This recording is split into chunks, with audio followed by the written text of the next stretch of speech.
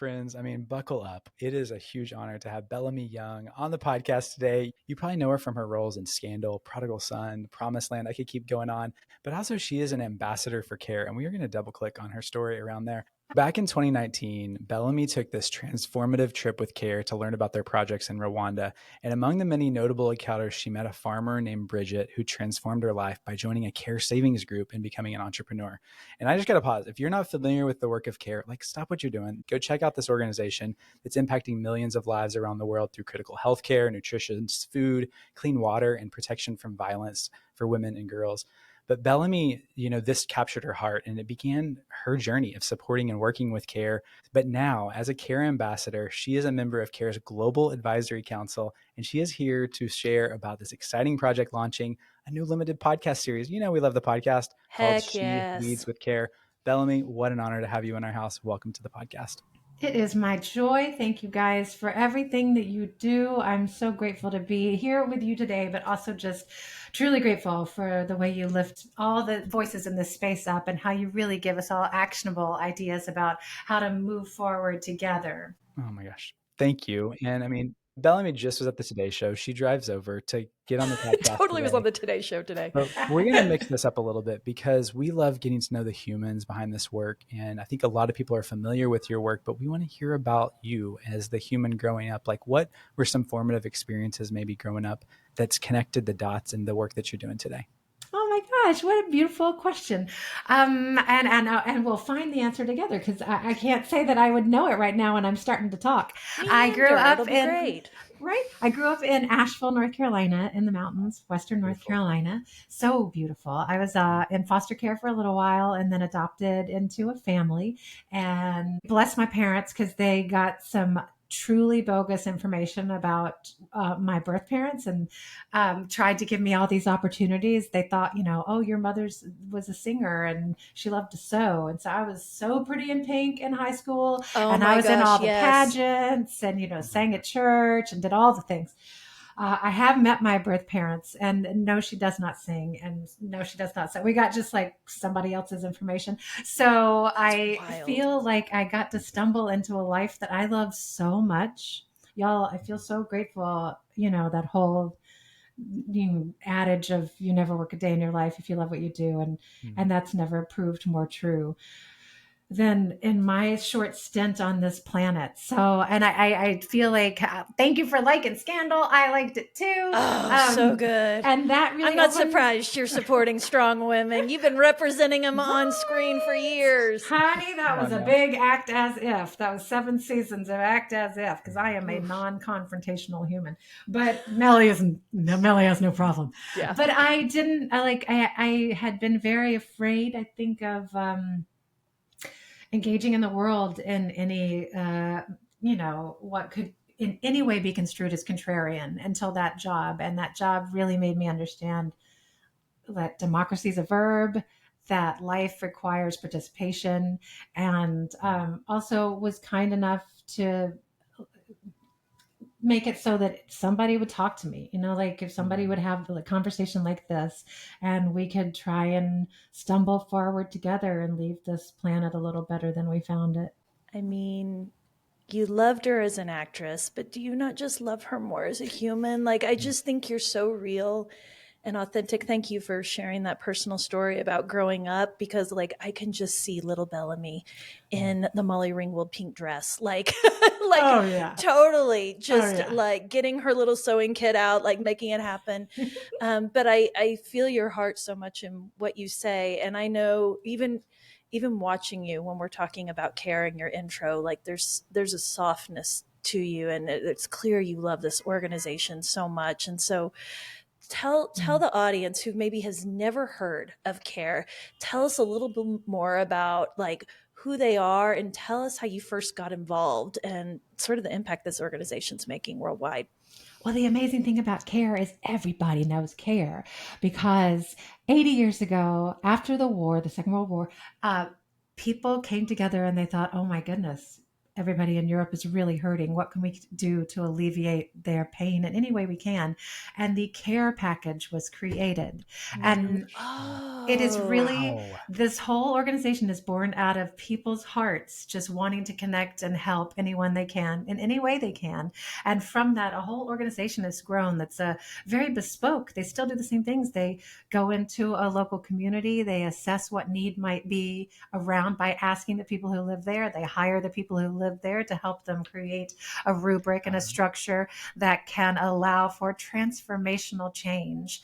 And they really, their end goal is their own obsolescence. They just want to help people thrive.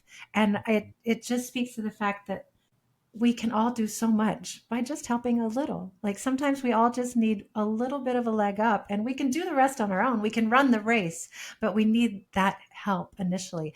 And we'll all be on that side of equation. We will all need help, and we will all be able to give help. Care, what I love is that they focus on women and girls because they've got the data, they've got done all the empirical numbers. And when you lift up women and girls, they bring their families and their communities with them. So it causes change within a whole region when you do that sort of work. And it just always spoke to me, that teach a man to fish kind of ethos. Yes. Because it really, it reminds us what we're each capable of on our own, but that we all need each other to be able to reach our highest goals and highest good. Yeah. I mean, there's so much dignity and so much empowerment in that. And it's like, I love that it traces back to what a care package means. I mean, that's such a weighted phrase, and it means something when you just say that out loud. And that's the hope that I guess has been there for so many years. And I didn't even know it was there. Like, that's so beautiful. I know, it moves me every time because it's just the act of love. I'll give what I can to make you feel better. Yeah. So beautiful. Well, I mean, I love that you are launching this incredible project with Care. Honestly, it couldn't be happening at a better time, because I feel like we're all looking for the uplift. We're looking for hope and stories of hope. And so your series, She Leads with Care, I'd love for you to kind of tone set about how did it come about and like what can we expect through it? Well, it took a beat. This came about during COVID. I felt very isolated, very alone, very disempowered, and I was realizing that I was turning anywhere to look for hope, to look for connection. And Care, these stories have always moved me so much, the way these women change their lives and then turn around and bring somebody else up next, and the ripple effect and the power of that. And I thought, oh my gosh, why wouldn't everybody want to know about this work? And they can participate if they're able in any way they can, advocacy or volunteer or donation, or they can get involved themselves. And also right now, we just need to remember that change is possible, that we can make a difference in each other's lives, and that we're all connected. And so I pitched it to Michelle Nunn, sweet, wonderful Michelle Nunn. I mean, what a human, what a leader, what a big heart. She's the president of Care. And hi, Michelle. She was down with it. And it's taken us a couple of years because they had me at the helm, so that I'm a bit of a novice in this space. There was a big learning curve there. And also doing a podcast in multiple languages. There's a lot to learn about that. Doing a podcast globally where you need to ship equipment and, find Wi-Fi. And, they're just logistically, there was a bit of a lift in that regard from, the innocent dream that I was like, let's tell these stories. But my amazing team at Care and Sunshine Sacks, also, we're equally committed to these women's stories getting out in the world so that everybody else could warm themselves in their sun. It's funny you talk about warm yourselves in their sun. I just keep thinking that storytelling is this way for us to plant roots, under whose shade we'll never sit in. It's like we need to understand how to get rooted in somebody else's story, how to feel changed by that. And I'm just deeply curious about this, because I can tell that you are one of these heart-wired humans that when you hear something, it just moves you deeply. What was this process like? Are you sitting down with another woman or a girl from another country? And what is the experience like for you on the receiving end? I know you're kind of probably moderating and guiding these questions, but how did that feel to you? What did you experience? It was humbling and thrilling, and always, I mean, I cried like 3 times every interview, just so moved, I get it. truly, right? Truly, and yeah. so grateful to be having the conversations, for it to be the 21st century where that's even possible. Yeah. Like, just the tech alone of it, because I'm a very 20th century human. I am like pens and papers and, horse and buggies. But it was phenomenal. I try to do a bunch of research. So because I feel like, first of all, that's the only respectful way to engage. I want to know, all about coffee making in Vietnam, so that I can have a conversation with Ben about both growth and production and marketing and distribution. I want to carry my own weight. I want to learn about, women and land rights in Nepal, and, what the social norms are in Jordan, so I can understand what it means that Raida has become a plumber there, that she's a female plumber. So I wanted to make sure that there was deep context, so that the conversation could go anywhere. And always the thing that got me the most, to be honest, was that the conversations go to the same place, because we're all just humans, and it doesn't matter how different our circumstances may be. We need and want and dream and hope and hurt and heal in all the same ways. And I think that's always when I, clicked off of Riverside, like, had to just sort of sit and take the enormity in. Yeah. I didn't quite, my sweet English teacher mother just turned over in her grave. If she had to diagram that sentence, she would, just kill me. But it always just was so humbling to be able to speak to a wonder like Lillian in Tanzania, have a conversation that's so filled with love in itself and education and inspiration. To be able to have done it at all, and then B, to know that, Tanzania, upstate New York, we're just humans. We're all the same animal. That's it. I mean, I feel a kinship with you, because not only from just time spending traveling, where I think opens up your eyes to this, but Becky and I, this is like our 600th-ish episode, and the people we are at the beginning to where we're at now, of just walking in open-handed to conversations, like, you can't not be changed by that. And you got to think, like, what a superpower that I left on the table for too long of my life, of not just getting in dialogue with people about what are their pains, what are their dreams, what are their hopes. Like, there's such a connectedness when we get below the surface. And I love that you're lifting that, because we feel that too in our conversations. And you can do it at the store. We just forget. We all have shared humanity everywhere we go. It's and whether it always we choose makes to lean the day in. better. My sweet husband is aces at that, and always is my reminder, because I'll get on my telephone, or I'll like be messing with my dog, or like whatever. I'll tune out. It's New York. I'm a New Yorker. But he, we have the most wonderful adventures, because he's gonna speak to the person beside us or in front of us, or ask a question that I did wonder but would never have broken the barrier. But then that's when the magic happens. Yeah, I agree. And Pedro, that's the second time she said something kind about you. So just know she's speaking real big love about you on this podcast. Or I'm having to dig out of a big hole. It's one or the other. We'll let you guys work that out. I mean, we want to talk about advocacy in this conversation too. So I wonder if you'd table set that by, like, what are some of the challenges that you have been awakened to in these conversations? Like, what are some of the triumphs and maybe challenges? Because we do want to be global citizens and be aware of what our friends and our neighbors are experiencing. And there are things from those conversations that you're like, man, this is a universal challenge that I think most people are not aware of, that you could lift. Not aware of is the only part of that question that I think people are more aware than we realize. So I'm not sure that I have any secrets to reveal about what is needed in this world, like kindness and love and equity and access to the marketplace, and sometimes just being remembered or just being respected as a human.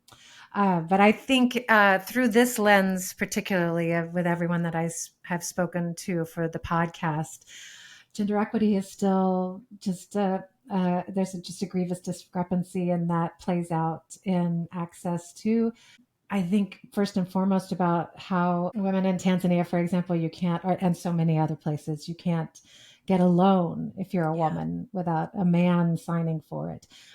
So many of the Village Savings and Loan success stories, personal transformations, all of that have just come out of just giving women access, just access. And it's access to their own money that they come together and share and support each other's dreams and get a little back and then support my dreams. And we all go and we take our turns, but it's not having institutional support, having to create that for yourself, or access to education, a woman's access to education, hygiene, healthcare.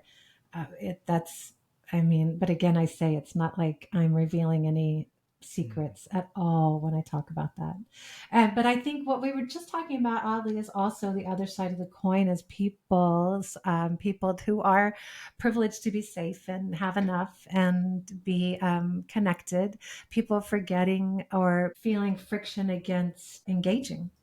I think that's the other non-secret secret, is just that we all do make a difference, and our engagement does make a difference. You think you don't matter, or somebody else will handle it, or how much can I help? Every bit aggregates. And more than ever, I feel like it is time to reach a hand out in every direction. Just if only to clasp it in support of a brother, a sister, a stranger.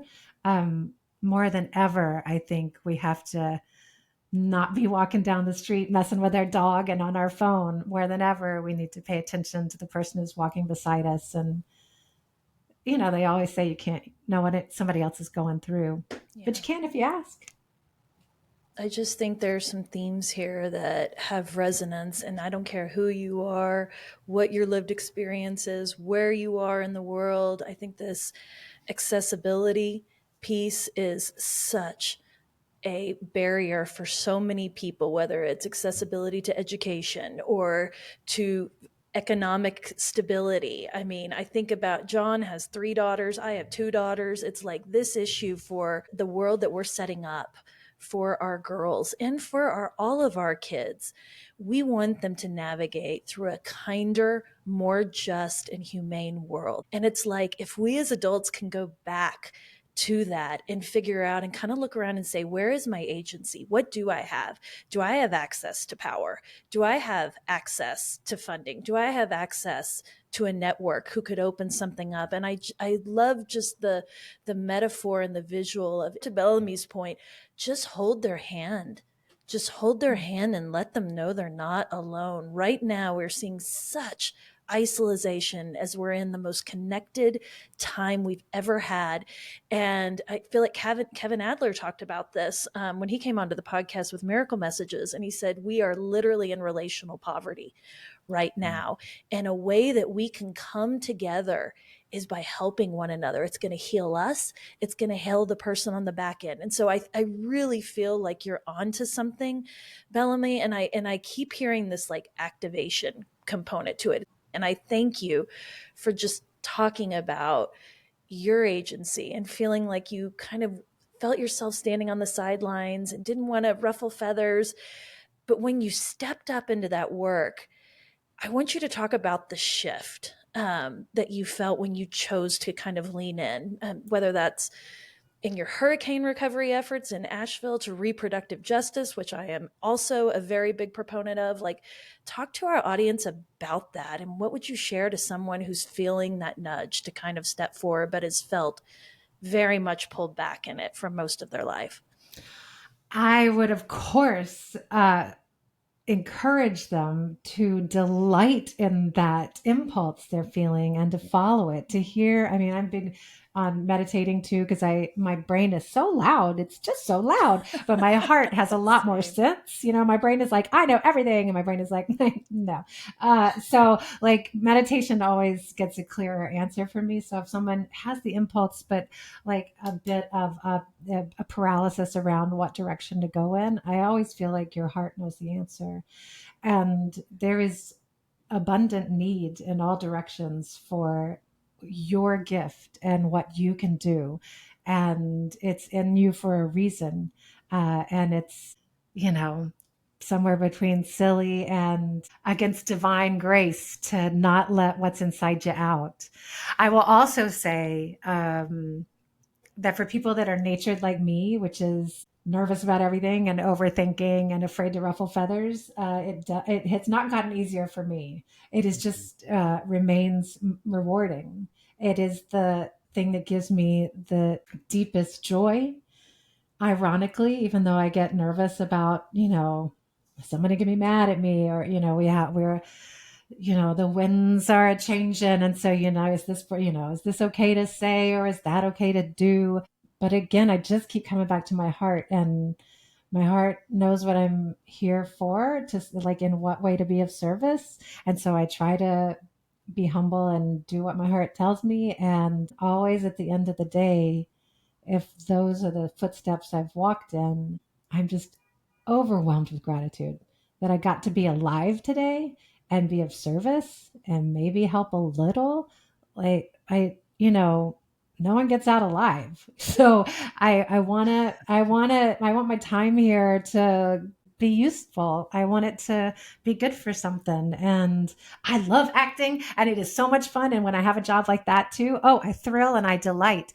And also, in the wee hours of the night, it's when I've spent a day having a conversation like this, or gotten to lift up the work that CARE or a woman involved with CARE has done, or any kind of advocacy. Those are the nights that I feel the warmest and the calmest and the clearest and the most grateful.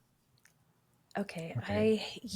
John, that this listening audience is feeling all kinds of jelly for CARE. They're feeling so jealous that CARE gets to work with Bellamy, because I do think what you were saying is we talked about this a lot last year, in terms of like how we can scale influence and impact, and how do you find people that amplify and their influence. And I think that you're doing it with such conviction, and you're going back to your values as the grounding point for how you align and connect and act.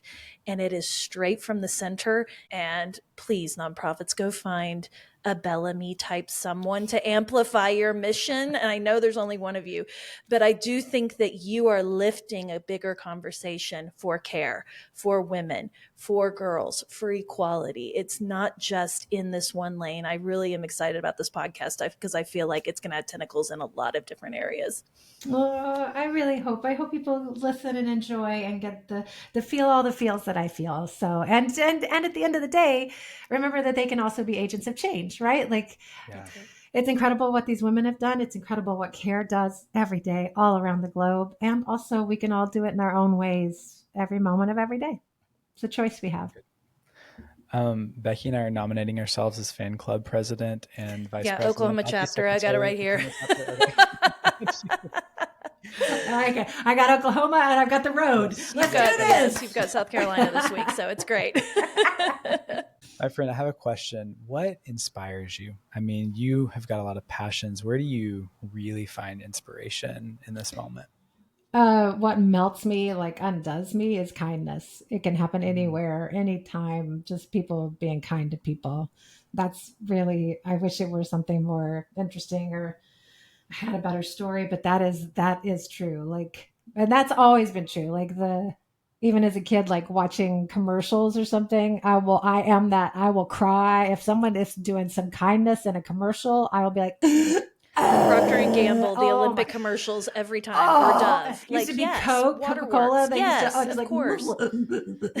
But even like somebody helping somebody get their bag down the subway stairs, it just makes me feel like it might be okay, that we might make it through because we're connecting with each other. It's everything. It's everything to me. Yeah, I'm a big proponent of people being just kind. And I love that we're connected on this love of storytelling that we have. And I want to give you the mic and ask you about a time when philanthropy, kindness, maybe generosity, where you had a moment in your life where philanthropy or kindness came in and it just profoundly changed you. Can you share a story of a time that's happened? Yeah, no, I surely can. I mean, I can share. We can be here forever. How long have we got? But 8 hours. Let's go. This will be great. Let's do it. Order pizza, everybody. We're gonna do this. We're going deep. How big would that be if we did like a kindness telethon? I'm sort of here for that. From your lips, sidebar to yes, thunder, come find us. We would love to do that. I am the one that pops immediately into my head is I was very lucky to go to Yale. I thought I was going to be a physics major. Turns out I'm not that good at physics, but I was English and theater and it was all good. And I had a great time. And, they demonstrated financial needs. So I was able to go. And because my dad was dead at that point. My mom was a high school English teacher. And thank you. And, I'm just like a kid and finishing college and it's all, I'm like, okay, what? Oh, the great abyss. What's next? I get this letter from the bursar's office. Bursar is like the person in charge of the money at a college. And I'm like, oh God, what? Wait, this can't be good. I open it up and it says, below, please find the name of the person who paid for your education. If you want to write them a thank you note or something. And it just had never, I was so grateful to be there, obviously. But Yale's like a wealthy institution. And I sort of thought they just have like a big pool of money that someone stirs with a big stick. Exactly. And some of it goes one direction and some of it goes another. Scrooge McDuck. Like, isn't everybody diving into the gold coins? Thank you so much. Diving board? I'm so in one sync with you. But it wasn't. It was a man named Dr. Richard Light, and he lived in Kalamazoo. He had been a surgeon and a cartographer and a pilot, and had gone to school there before me, a long time before me. And I just stood straight still because he didn't know me. He changed my whole life. Like, he opened the world to me. He opened my mind. And I got a national tour straight out of college, and we actually played Kalamazoo because it wasn't the best national tour. And I met him. He was 93 when I met him, and I got to hug him, and he came to the show, and I vowed that if I ever could, I would try and do that for somebody, and Scandal let me do that for somebody too. So now I can't pay for, I think he paid for everything. I pay for part of somebody's college every year. Bellamy. And his name is literally Dr. Light. Come on. Can you even? I swear I did not make this up. This is 100% the truth. Dr. Richard Light, Kalamazoo, Google him.